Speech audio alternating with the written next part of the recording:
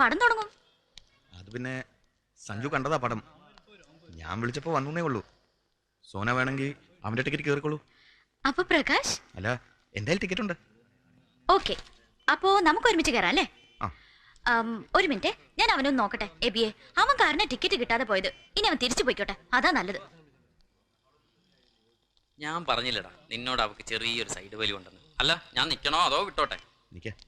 AB വന്നിട്ട് പോവാം.